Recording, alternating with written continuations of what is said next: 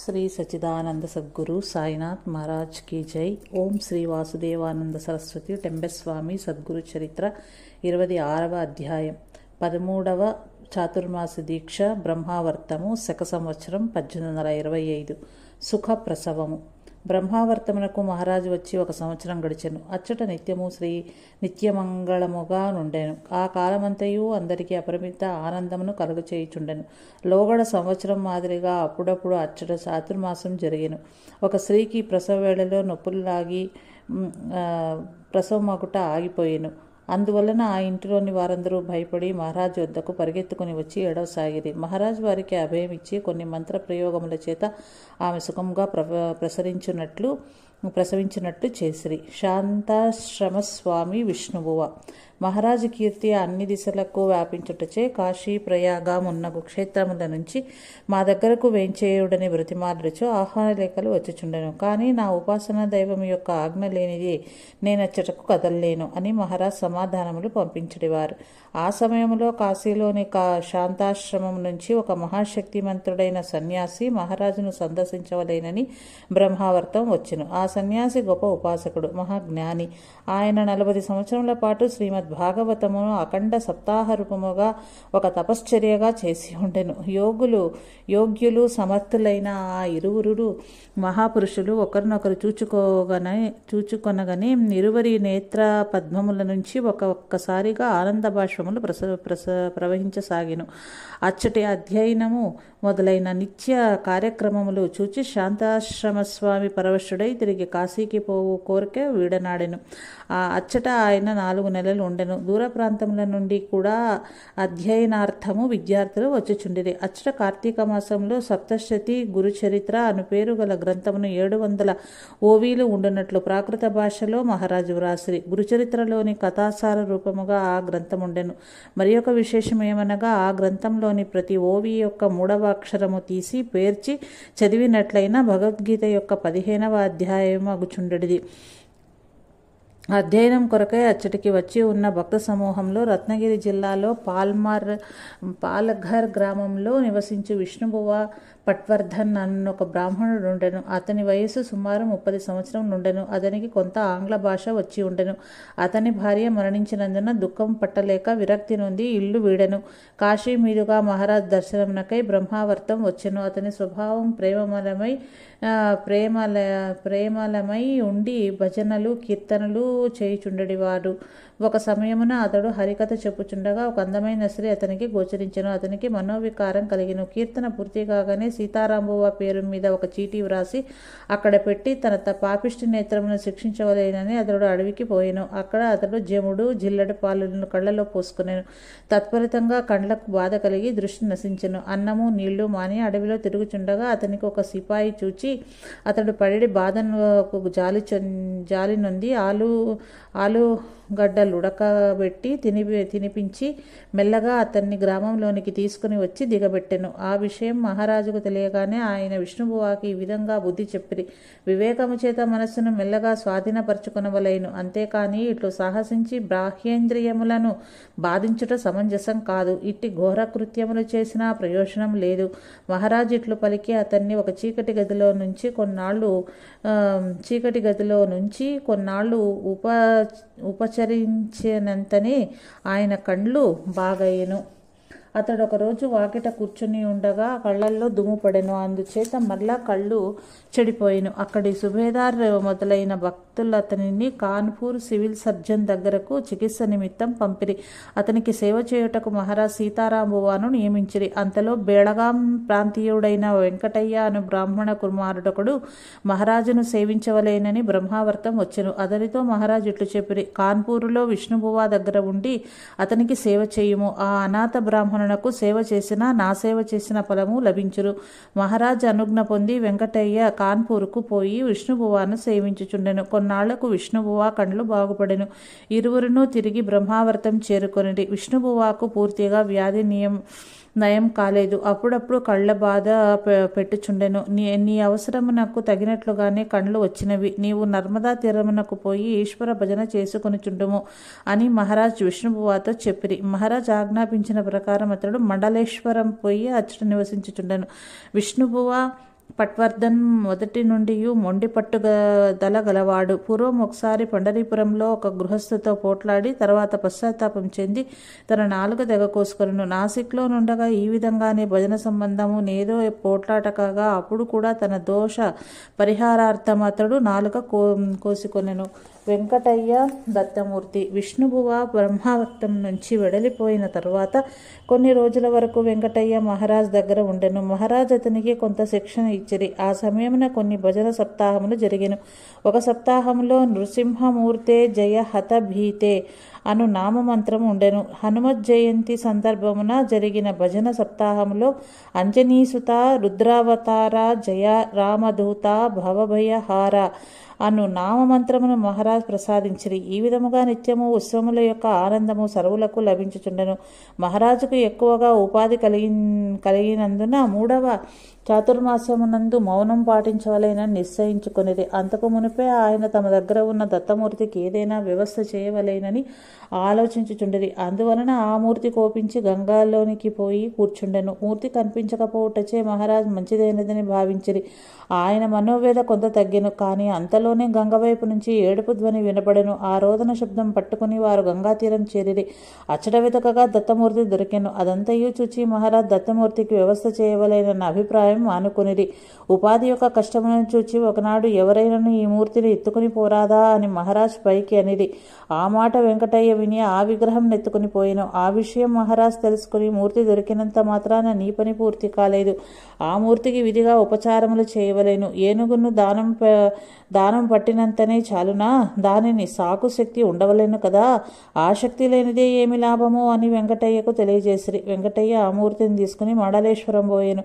అతని మరణానంతరం ఆ మూర్తి ఏమయ్యనో ఎవరికి తెలియదు. వెంకటయ్య మూర్తిని తీసుకుని బ్రహ్మావర్తం నుంచి పోచుండగా మహారాజ్ ఇట్లనిరి, ఈ మూర్తి ఎక్కడ ఉండునో అక్కడ సర్వస్వము నాశనమగును. కారణమేమనగా నావలే నెవరునూ ఆ మూర్తి పూజ చెయ్యలేరు. ఓం నమో శ్రీ దత్తాత్రేయాయ. 26వ అధ్యాయం సంపూర్ణం. ఓం శ్రీ వాసుదేవానంద సరస్వతి టెంబెస్వామి సద్గురు చరిత్ర 27వ అధ్యాయం. 14వ చాతుర్మాస దీక్ష. బ్రహ్మావర్తం శక సంవత్సరం 1826. మౌనవ్రతము. 3వసారి బ్రహ్మావర్తమునకు మహారాజు వచ్చినప్పుడు అక్కడ వరుసగా 12, 13, 14 చాతుర్మాసమును జరిపిరని చెప్పుకుంటుమి. ఈ 14వ చాతుర్మాసం నందు పూర్వము నిశ్చయించుకున్న ప్రకారము ఆషాఢ పూర్ణిమ నుంచి మహారాజు మౌనవ్రతం ధరించిరి. నిత్యము వారు చెప్పడి పురాణములు ఆగిపోయిన విశేషమేదైనను చెప్పవలసి వచ్చినప్పుడు వారు పలక మీద వ్రాసి చూపించుచుండిరి. దినములో ఎక్కువ భాగము వారు సమాధి స్థితిలోనే ఉండుట జరుగుచుండెను. 2-3 దినములకెప్పుడైనను వారు భిక్షకు పోయేడివారు. గోపాలరావు రాజ్యాధ్యక్షుడు గురుచరిత్ర కథలపై కీర్తనలు గట్టి ఆఖ్యాన రూపంగా చేసి వారిని మహారాజుకు వినిపించుచుండగా నారాయణ అని మహారాజ్ తమ సమ్మతిని తెలియచేయుచుండిరి. గంగా ప్రవాహం తీరము నుంచి దూరముగా పోవుట చూచి భక్తులు మహారాజు కూడా త్వరలో అచ్చట నుంచి తమకు దూరముగా వెడలిపోరదని భావించసాగిరి. నేనెచ్చటకు పోయి ఉండవలేనో సెలవీయుడని రాజ్యాధ్యక్షుడు మహారాజును ప్రార్థించెను. మీరు నియామావర్ గ్రామమునకు పోయి అచ్చటగల నాగేశ్వరాలయంలో నివసించు. గాయత్రి పురస్చరణ చేయుడు. మీ ప్రయాణ ఖర్చులకేమైనను ద్రవ్యము కావలేనా ఆయని మహారాజ్ పలకపై వ్రాసి చూపిరి. నాకేమీయూ పట్టదు, మరలా త్వరలో మీ దర్శన భాగ్యం ప్రసాదించుడు అని మహారాజును ప్రార్థించి ప్రయాణమునకు రాజ్యాధ్యక్షుడు సిద్ధపడెను. మహారాజు అతని ప్రయాణమునకు అనుజ్ఞనీయగా ఆయన నియమావర్ వెళ్ళెను. వాడి ప్రయాణము. రసోబ్బవాడిలో వ్యవస్థ చెడిపోయినది. అచ్చట అనాచారం ఎక్కువైనది. అచ్చటకు మీరు పోయి మరలా వ్యవస్థ చేయవలేను. మీకు సాఠి లభించు వరకు మీరు అచ్చటనే ఉండవలేను అని అంతకు పూర్వమే దత్తప్రభు మహారాజును ఆజ్ఞాపించి ఉండెను. చాతుర్మాస దీక్ష అయిన వెంటనే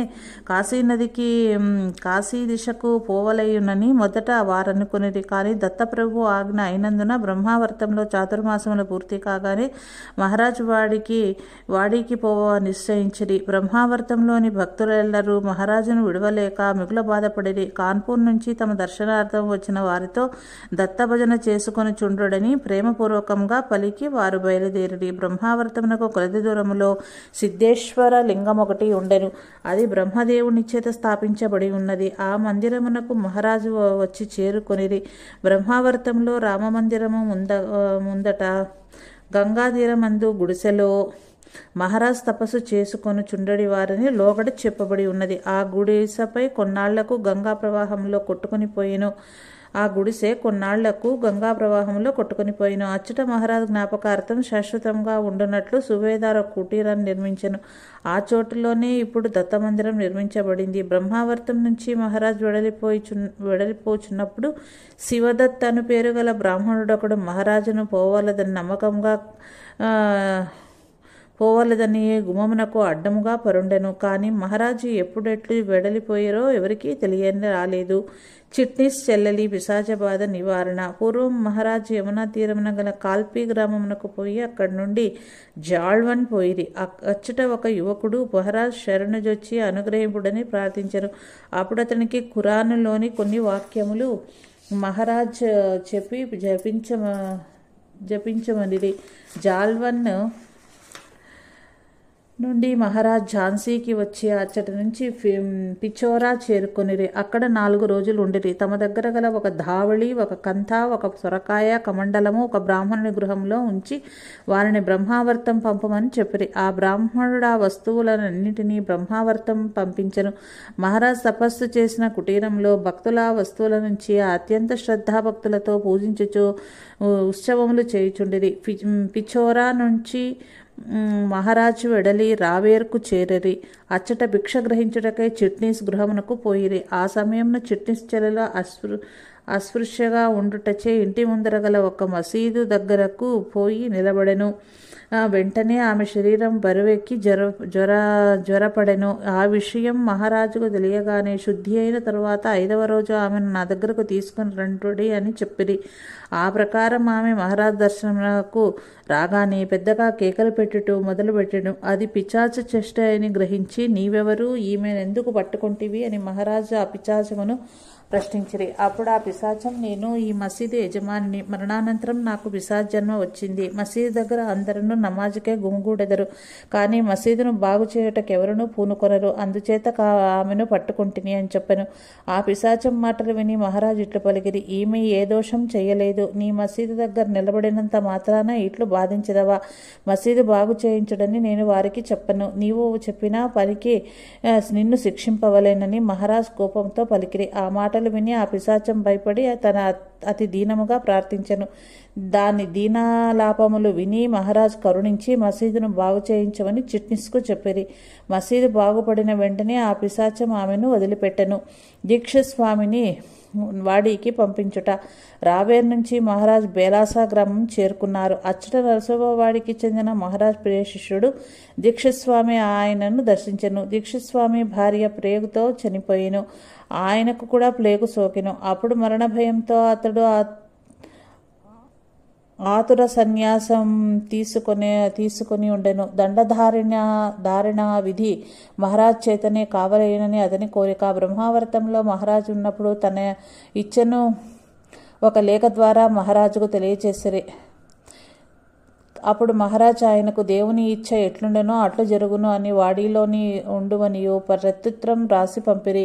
కానీ దీక్షస్వామికి తొందర ఎక్కువయ్యను. ఏమి చేయవలెనో ఆయనకు తోచలేదు. ఇంతలో మహారాజ్ బ్రహ్మావర్తంలో ఉన్నారని సీతారాంబువా ఇచ్చిన టెలిగ్రామ్ అందెను.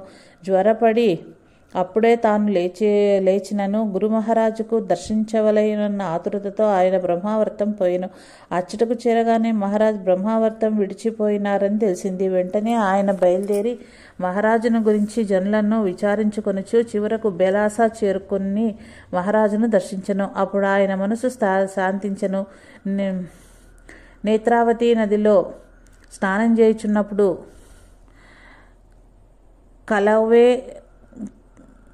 కలౌనే వేత్రవతి గంగా అని దీక్షిత స్వామితో మహారాజ్ చెప్పిరి. తర్వాత నాకు నరసోబవాడి పోవుటకు దత్తప్రభు ఆజ్ఞ అయినది. నేను వెంటనే అచ్చటకు రాగలను. నీవు మాత్రము రైలు మీద పోగలవు అని మహారాజు పలికి దీక్షిత్ స్వామిని వాడికి తిరిగి పంపించిరి. దీక్షిత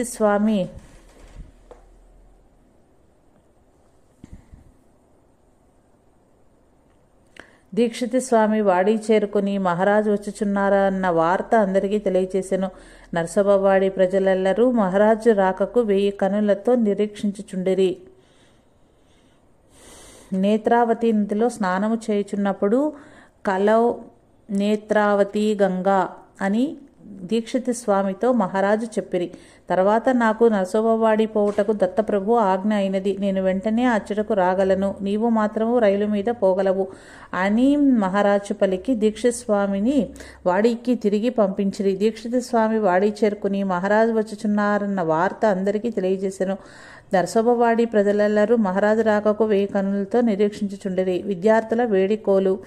బెలాసా నుంచి మహారాజ్ బయలుదేరి హుసంగాబాద్ చేరుకున్నారు. అక్కడ ఒక సమయంలో 4 విద్యార్థులు మహారాజ్ దర్శనార్థం వచ్చి, ఈ సంవత్సరం మేము పరీక్షకు కూర్చుండబోచున్నాము, మేము ఉత్తీర్ణమగునట్లు ఏదైనా ఉపాయం చెప్పవడని ప్రార్థించిరి. అప్పుడు మహారాజ్, నాకేమీ తెలియదు, నేను జ్యోతిష్కుడను కాను, ఇంకెవరినైనా నడుగుడు అని చెప్పిరి. ఆ మాటలు విని జయరాం మజుందార్ ద్వారా ఆ విద్యార్థులు మరలా ప్రార్థించిరి. అప్పుడు వారి కొరకు మంత్రం ప్రతిదినము 108 పర్యాయములు పరీక్ష జరుగు పర్యంతరము జపం చేయమని మహారాజ్ చెప్పిరి. వారు శ్రద్ధతో ఆ మంత్రం జపించి పరీక్షల్లో కృతార్థులయ్యిరి. నరసోబవాడి ఆగమనము. హుసంగాబాద్ నుంచి మెల్లగా ప్రయాణం చేయుచు ఒకనాటి ఉదయం 10 గంటలకు మహారాజ్ నరసోబవాడి చేరుకునేది. వారి వెంట 2 శాటీలు, ఒక దండము, ఒక సొరకాయ, కమండలము, ఉపనిషత్ గ్రంథములు కట్ట, ఈ సామాగ్రి మొత్తము ఉండను. మహారాజు ఇంత వేగిరముగా వచ్చేదని ఎవరునూ భావించలేదు. అందువల్ల ఎవరి పని మీద వారు యథేచ్ఛగా ఉండిరి. మహారాజు అకస్మాత్తుగా దత్తపాదుకల ఎదుట నిలబడి నమో బ్రహ్మదేవా అని ప్రార్థన చేసిరి. తర్వాత వందనం చేసి మిద్దె మీద శ్రీ నారాయణ స్వామి వారి సమాధిని దర్శించుకుని బ్రహ్మానంద స్వామి వారి మిద్దె మీదకి పోయి కూర్చుండిరి. మహారాజు వచ్చినారన్న వార్త తెలియగానే ఊరి వారు అర్చకులు వచ్చి వారి దర్శనం చేసుకున్నారు. అందరూ నమస్కరించగానే మహారాజు అందరి క్షేమ సమాచారం తెలుసుకుని గంటన్నర వారితో ప్రియ సంభాషణ చేసిరి. ఆ రోజు ప్రొద్దున మీరజ్లోని రేవులో స్నానం చేసి ఉండిరి. మరలా స్నానం చేసి కొన్ని నిత్య కర్మానుష్ఠానములు చేసుకుని వేద పఠనము చేసి ధ్యానములో కూర్చుండి సమాధినిష్ఠులయ్యిరి. తిరిగి లేచుటకు 1 గంట పట్టెను. ఇట్లు మహారాజ్ అప్పుడప్పుడు సమాధి నిష్ఠులగుచుండిరి. వాడిలో వారున్న 48 దినముల అవధి లోపల ఎన్నో మారులు అదేవిధంగా సమాధి నిష్ఠులగుచుండిరి. సమాధి నుంచి వారు లేచు వరకు అందరూ నిలబడియే ఉండేవారు. సమాధి నుంచి లేవగని మహారాజ్ భిక్షకై వెడల్చుండిరి. వాడిలో జనులకు మహారాజుపై అత్యంత భక్తి శ్రద్ధలు ఉన్నందున 3 ఇండ్ల నియమం విడిచి ఎందరిళ్లలోనూ వారు భిక్ష తీసుకొని చుండిరి. భిక్ష తీసుకున్న తర్వాత లోకులందరూ మహారాజు సన్నిధి చేరి కూర్చుండేవారు. సాయం సంధ్యా పర్యంతరం దర్శన క్రమం నడుచుచుండేది. నారాయణరావు నందగామకర్ అన్నతడు పోస్ట్ మాస్టర్గా ఆ గ్రామంలో ఉండెను. అతడు మహారాజ్ దర్శనం కొరకు అలమటించుచుండెను. మహారాజ్ దర్శనార్థం బ్రహ్మావర్తం పోవలైనని అతడు అనుకునను. కానీ వాడిలోనే మహారాజ్ దర్శనమైనందువలన అతడు అపరిమిత ఆనంద పరవశుడయ్యెను. సాయం సంధ్య కొరకు మహారాజు కృష్ణ పంచగంగా సంగమమునకు చేరిరి. అక్కడి నుంచి సుమారు 8 గంటలకు దత్తపాదుకుల దర్శనం చేసుకుని బ్రహ్మానంద మఠంలోనికి చేరుకొనిరి. నిత్యము అచ్చటనే నివసించుచుండిరి. నిత్య కార్యక్రమము. మరునాటి నుండి మహారాజు ఉపదేశం నిచ్చుట ప్రారంభించిరి. తెల్లవారుజామున 4 గంటలకు లేచి యోగక్రియలు ఏర్పడివారు. సూర్యోదయమునకు ముందే శౌచముఖ మార్జనములు చేసుకునడివారు. నిత్య కర్మానుష్ఠానమైన పిదప క్రిందకు వచ్చి దైవ దర్శనం చేసుకుని మీదకు వెళ్ళేవారు. కొందరికి సంధ్యాది బ్రహ్మ కర్మ శిక్షణ, మరికొందరికి ఉపనిషత్ శిక్షణ ఇచ్చడివారు. మధ్యాహ్న సమయంలో సర్వకర్మానుష్ఠానమైన తరువాత భిక్షకు పోయేవారు. భిక్ష అయిన తర్వాత జ్యోతిష్యము, వైద్యము, మంత్రము, తంత్రము మొదలైన వానిని గురించి సవిస్తరముగా తెలిపడివారు. ఆ తర్వాత వచ్చిన లేఖలకు ప్రతి సమాధానములు వ్రాసడివారు. సాయంత్రం 4 గంటలకు శ్రీమద్ భాగవతములోని వేదస్థుతి, బ్రహ్మస్థుతి గురించి తెలిపడివారు. ఆ తీరుగానే గురుచరిత్రలోని కఠిన విషయములను గురించి అడిగడి వారికి వ్యాఖ్యానపూర్వకంగా అరటిపండు ఒలిచి చేతిలో పెట్టినట్లు అర్థం బోధించడివారు. సాయంకాలం సంగమం దగ్గరకు సంధ్యా నిమిత్తం పోయేడివారు. అక్కడ కూడా అక్కడ కూడా నెట్టి చర్చలే సాగుచుండడివి. ఈ శ్రీ దత్తప్రభు యొక్క పల్లకి